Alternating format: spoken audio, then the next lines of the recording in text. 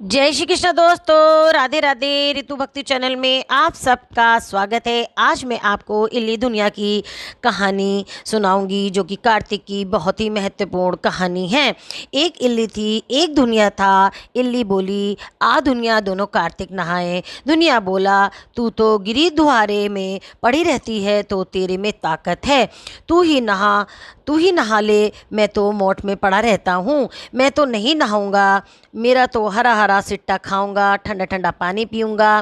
फिर इल्ली तो रोज़ाना राजा की बाई के पल्ले में लगकर नहा आती और दुनिया नहीं आता था। कार्तिक उतरते की पूर्णिमा को दोनों मर गए।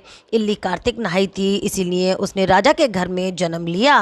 राजकुमारी बनी और दुनिया राजा के घर में मेंढक बना।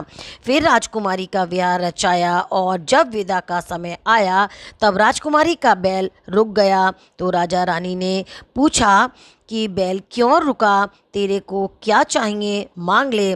तब राजकुमारी बोली कि मेरे को मेंढक सोने की सांकल में बांधकर मेरे रथ के पीछे बांध दो। सबने कहा, राजकुमारी मेंढक क्या मांगा ले, तेरे को और कुछ धन चाहिए तो वो भी ले ले।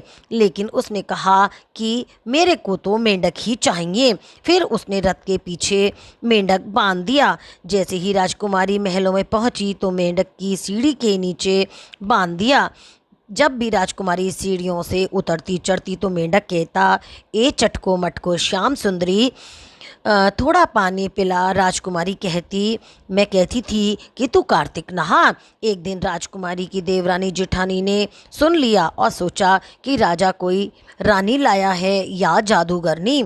उन्होंने राजकुमार से कहा कि तू रानी लाया है या कोई जादूगरनी, जो आदमियों से तो बात नहीं करती और जानवरों से बात करती है।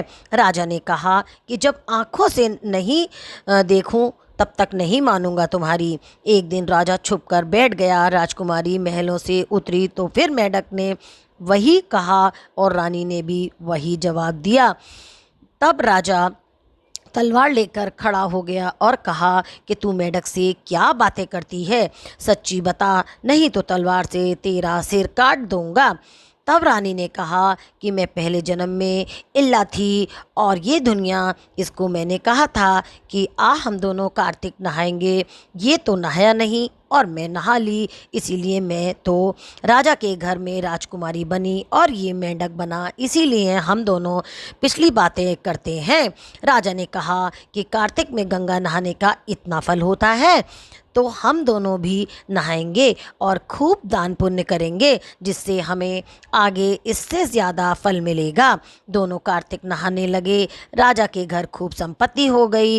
हे कार्तिक महाराज, जैसा इल्ली को दिया सबको देना, जैसा दुनिया को दिया ऐसा किसी को ना देना। बोल कृष्ण भगवान की जय। ओम नमो नारायण भगवते वासुदेवाय नमः।